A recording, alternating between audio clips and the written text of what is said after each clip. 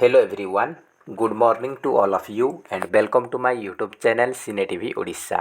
तो फ्रेंड्स आज आम ये वीडियो रे डिस्कशन करिबा OSSTT and contractual high school teacher exam 2021 रो सेकंड फेज पाई किछि इंपोर्टेंट पेडागोजी क्वेश्चन उपरे ये होची रिवीजन क्लास। ए सब क्वेश्चन आम ऑलरेडी डिस्कशन करि सचंती एग्जाम कम दिन रही से आम रिविजन करने। तो किसी इंपोर्टेंट सिलेक्टेड क्वेश्चन रही 36 क्वेश्चन रही आप चाहिए आउट ऑफ 36 केते मार्क रखुंट कमेंट बॉक्स रे जणाई पारिबे। तो आउट ऑफ 36 केते रखुंट आउट ऑफ 36 आपण माने कमेंट बॉक्स रे जणाइबे। फर्स्ट क्वेश्चन रही when summative evaluation takes place. Summative evaluation केबे करा जाए? At the end of the year, at the beginning of the year, during the year, at any time. तो आम जो समेटिव इवैल्यूएशन होची सेटा केबे करा जाउची? वर्ष शेष रे ना वर्ष आरंभ रे ना वर्ष मझिरे ना एट एनी टाइम, जेकोसी समय रे। तो देखो आमर समेटिव इवैल्यूएशन टा खास करके वर्ष शेष रे करा जाए, at the end of the year. Next question, which among the following is different from characteristics of a good test. तो आमर गुड टेस्टर गोटे भल परीक्षण कोटा लक्षण कौ लक्षणटा सॉरी आमर जो गुड टेस्टर लक्षण मध्य कौटा भिन्न अटे, कौटा भिन्न अटे। चारिटा ऑप्शन रही ऑब्जेक्टिविटी, वैलिडिटी, एप्टीट्यूड, रिलायबिलिटी। तो देखंतु आमर गुड टेस्टर लक्षण गुड़ाक कौन कौन रही ना वैलिडिटी वैधता, रिलायबिलिटी विश्वसनीयता, ऑब्जेक्टिविटी वस्तुनिष्ठता आउ आमर यूजेबिलिटी उपयोगिता, USABILITI यूजेबिलिटी। तो ये चारिटा होची तार कैरेक्टर। गुड टेस्टर कैरेक्टर होची validity, reliability, usability and objectivity. किंतु एप्टीट्यूड एटा गोटे तार कैरेक्टर नुहे। तो ऑप्शन नंबर 3 होची करेक्ट आंसर। एप्टीट्यूड टा डिफरेंट रही। ऑप्शन नंबर 3 होची correct answer. Next question, first column for which matching is made is called. आमर जो रही क स्तंभ ख स्तंभ रोची, ए कलम बी कलम रोची, मैचिंग करने रोची। तो फर्स्ट ऑप्शन रे कौन रखा जाउची से पचार। फर्स्ट कलम रे आमर कौन रोची ना प्रेमाइसेस, प्रेमाइसेस रोची। सेकंड कलम रे आमर रेस्पॉन्स रोची, आम जो आंसर दूसरी से रेस्पॉन्स रोची सेकंड कलम रे। तो ये फर्स्ट कलम पचार, फर्स्ट कलम रो प्रेमाइस कह जाए, सेकंड कलम को रेस्पॉन्स कह जाए। ऑप्शन नंबर बी होची करेक्ट आंसर। नेक्स्ट रही which one of the following indicates child's physical growth. गोटे शिशुर फिजिकल ग्रोथ को कौन किए इंडिकेट करुच्ची? क्वांटिटेटिव द्वारा ना नेगेटिव ना क्वालिटेटिव ना पॉजिटिव। फिजिकल ग्रोथ माने हमर क्वांटिटेटिव को इंडिकेट करुच्ची। नेक्स्ट रही who has given the hierarchy of needs, hierarchy theory of motivation. Hierarchy theory of motivation रो हायरार्की ऑफ नीड को किए देइछंती? Abraham Maslow, David McClelland, Victor Vroom, Frederick Herzberg. तो ये करेक्ट आंसर होची Abraham Maslow. Next question, how many levels are there in a needs of hierarchy theory of motivation. आमर जो need theory रो motivation रही, मोटिवेशन नीड थ्योरी रही से केतोटी level रही। मु अलरेडी आपको कह रखी केतोटी रही 6, 5, 4, 3 एथरे रही 5टी रही 5टी। फिजियोलॉजिकल नीड, आप सेफ्टी नीड, सोशल नीड, तापरे सेल्फ इस्टीम आ सेल्फ एक्चुअलाइजेशन 5टी रही। तो ये करेक्ट आंसर होची 5टी लेवल रही। नेक्स्ट रही which among the following is the highest level need under the need hierarchy theory of motivation. आमर जो need hierarchy theory of motivation रही से हाईएस्ट लेवल नीड कौटा? Physiological need, safety and security need, social need, self esteem ना self actualization. तो ये देखो ये हाईएस्ट नीड होची सेल्फ एक्चुअलाइजेशन। फास्ट होची बेसिक एंड लोअर लेवल होची फिजियोलॉजिकल, तापर सेफ्टी एंड सिक्योरिटी नीड, तापर सोशल नीड, तापर सेल्फ इस्टीम, तापर सेल्फ एक्चुअलाइजेशन। तो हाईएस्ट होची self actualisation need. Option number 5 होची करेक्ट आंसर। नेक्स्ट रही according to Maslow needs hierarchy of theory, the lower level of human needs emanates from emanates from. तो आमर जो Abraham Maslow जो need theory देइछन्ति सेतिरे पांचटा level रहिछि सेतिरे हमरो lower level रहिछि हमरो कोन रहिछि ना फिजियोलॉजिकल नीड रहिछि से फिजियोलॉजिकल नीड अंडर कोन कोन आसुछि से पचारिछि। तो ये मुझे डायरेक्ट आंसर कही रखुच्छी ये आमर चार ऑप्शन रही है देखिपे ऑप्शन गुड़ाक need of maintaining a given economic level needs like food clothing shelter air water needs of individual to associate belong with others need of power self respect autonomy self confidence. तो देखंतु आमर जो रही Abraham Maslow देते need theory से पांचटी level रही पांचटी लेवल रे लोअर लेवल कोटा आमर लोअर लेवल होची फिजियोलॉजिकल नीड से फिजियोलॉजिकल नीड रे कौन कौन आसुची like food clothing shelter air water etcetera ये सब आसुची। तो ये आमर करेक्ट आंसर होची option number second needs like food clothing shelter air water. Next रही NLM stands for NLM full form कौन। तो NLM full form national liberty mission national labour mission literacy mission ना लिटरेसी मूवमेंट। तो NLM full form होची national literacy mission national literacy mission. Next रही the quality of test to give same score when administered at different occasion is. तो कौन कही ना आम गोटे परीक्षण को विभिन्न समय भिन्न भिन्न समय आम गोटे परीक्षा करवा जदि से टेस्ट रे सेम स्कोर रखुची ताहले सेटा कौन कहबा सेटा गोटे टेस्ट रो को गुण सेटा कहबा। तो देखंतु धरनीय अष्टम क्लास रे आमे मैथ रो 10टा क्वेश्चन नै कि गले जनवरी मास रे आमे परीक्षा कले परीक्षा कला परे देखिले जे सेथिरे से 100 मार्क रु 70 मार्क रखुची तापर आमे कोन करबा ना सेटा को जून मास रे नै कि परीक्षा करे से 10टा क्वेश्चन जून मास रे परीक्षा कले तो सेही 70 71 रखुची फिर डिसेंबर कले मते से 71 72 69 रखुची माने प्राय तो सेम रखुची स्कोर। तो सेटा को आम कोन कर आमे जेते थर भी करबे भिन्न भिन्न समय रे आमे जदि से एग्जामटा करछंती ताहाले सेम स्कोर आनुची ताकू कोन कहबा ताकू परीक्षण रो को गुण कुआ जाय परीक्षण ताकू रिलायबिलिटी कुआ जाय बा विश्वसनीयता कुआ जाय। ऑप्शन नंबर सी होची करेक्ट आंसर। नेक्स्ट रही Paulo Freire written a book named आमर जो क्रिटिकल पेडागोगी क्वेश्चन मध्य आपन आसुची। तो क्रिटिकल पेडागोगी क्वेश्चन पर रही एटा। तो पाउलो फ्रेरे जने क्रिटिकल पेडागोगी एडुकेटर तो से गोटे पुस्तक लिखिथिले तो तांको पुस्तकर ना कौन pedagogy of the oppressed pedagogy of the middle class of the privileged of the higher class. तो Paulo Freire written a book named pedagogy of the oppressed pedagogy of the oppressed correct answer होची pedagogy of the oppressed. Next रही the word peda refers to peda रो meaning कौन peda शब्दर meaning कौन adult children young man old man. तो peda means child वा children option number B होची correct answer. Next रही Paulo Freire belongs to which country को देश बिलोंग करुछंती US Brazil Germany Canada. Paulo Freire होचंती जने Brazilian educator option number B होची correct answer. Next question the ancient Greek word pedagogos means आमर पुरातन Greek शब्द पेडागोगोस रो अर्थ कौन slave master servant none of the above. तो pedagogos means slave option number A होची करेक्ट आंसर।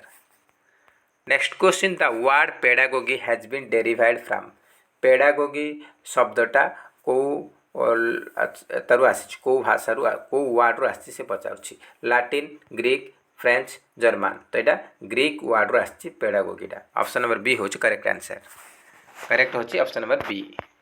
नेक्स्ट रही द फादर ऑफ बिहेवियरिज्म रो जनक किए J B Watson L Thorndike Aristotle none of them.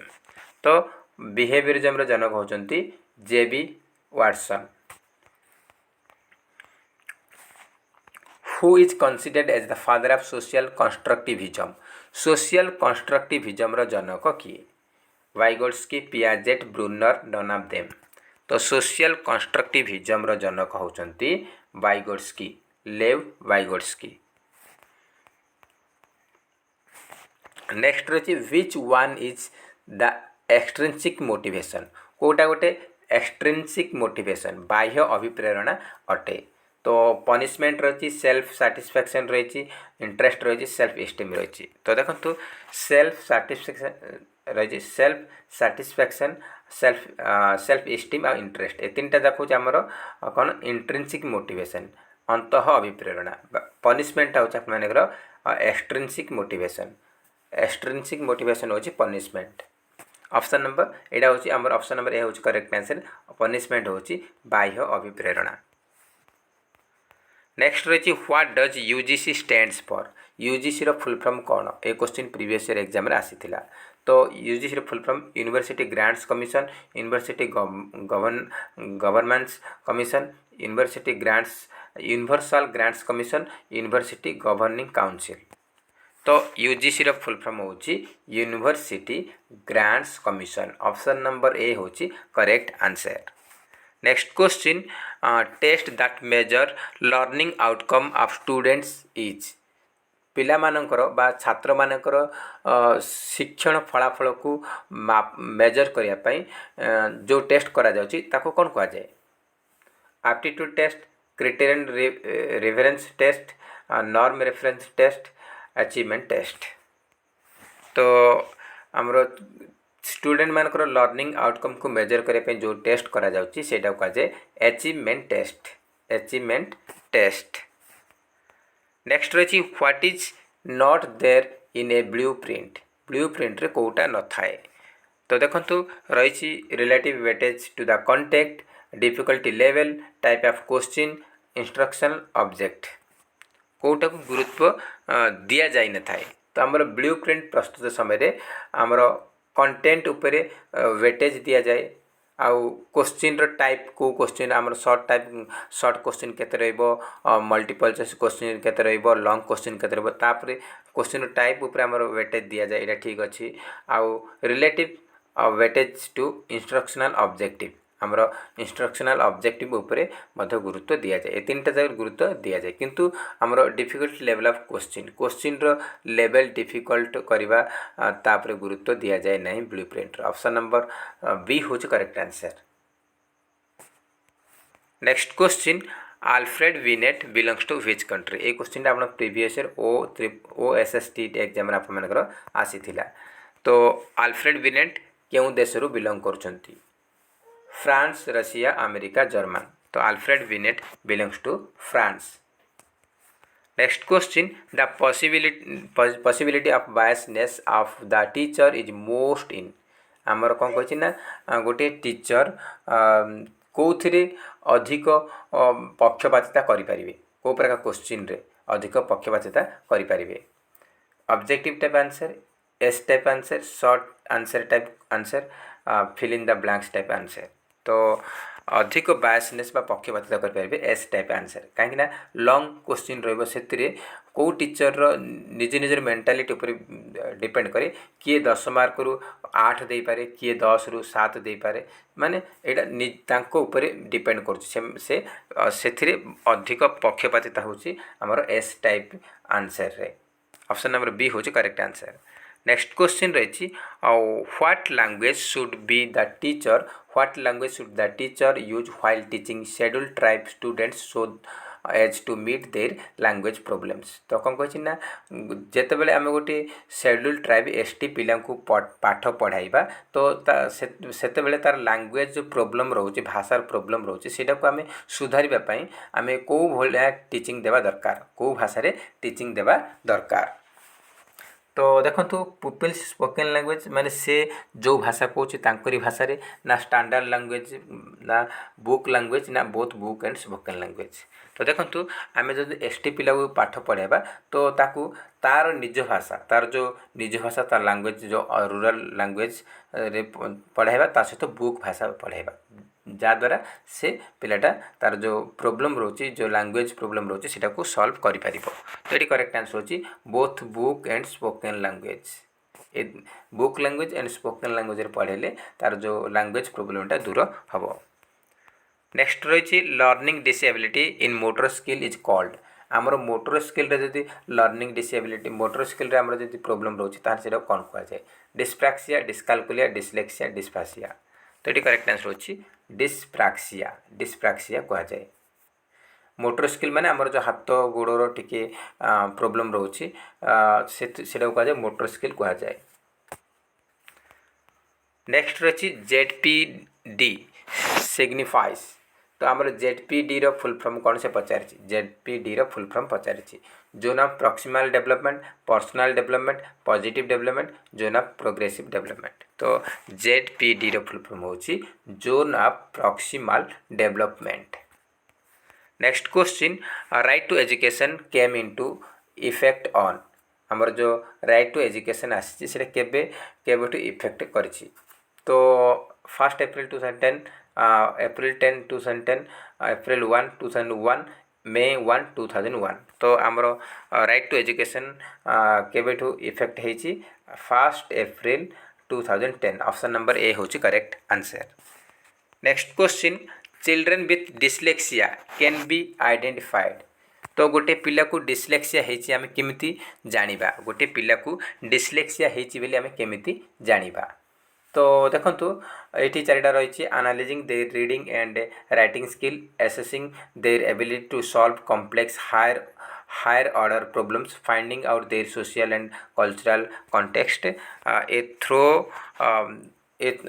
Thorough physical health checkup तो ये आमर रही गोटे पिला को डिस्लेक्सिया होइछि कि ना आमे आइडेंटिफाई चिन्हट केमिति करबा ना analysing their reading and writing skill ता रीडिंग राइटिंग स्किल को एनालाइज करबा ताहले जानि परबा से पिला को डिस्लेक्सिया होइछि कि नाही तो ऑप्शन नंबर ए होछि correct answer next question dyscalculia associated with dyscalculia का सहित संबंधित difficulty in arithmetical skill difficulty reading skill writing skill ना इंग्लिश स्किल तो देखंतु डिस्कालकुलिया होची हमर अरिथमेटिकल स्किल रो डिफिकल्ट डिस्कालकुलिया हेतिले से पिलाडा हमर काउंटिंग रे गणना करियारे भूल करे तो सेटा हमर अरिथमेटिकल स्किल रे जाउची तो ऑप्शन नंबर ए होची करेक्ट आंसर अरिथमेटिकल स्किल रे तार डिफिकल्टी रहउची नेक्स्ट रही टेलीविजन कम्स अंडर आमर टेलीविजनटा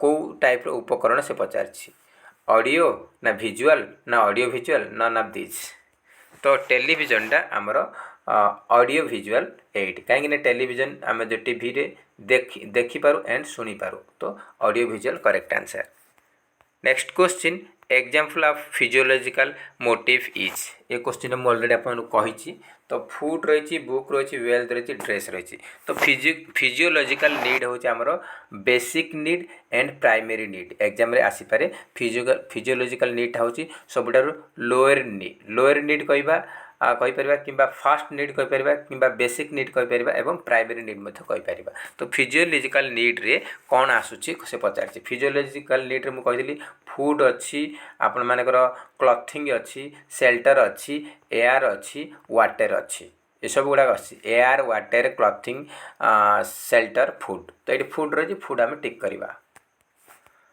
नेक्स्ट रही the theory of hierarchical order of needs ranging from physiological needs to self actualisation need was given by तो आमर जो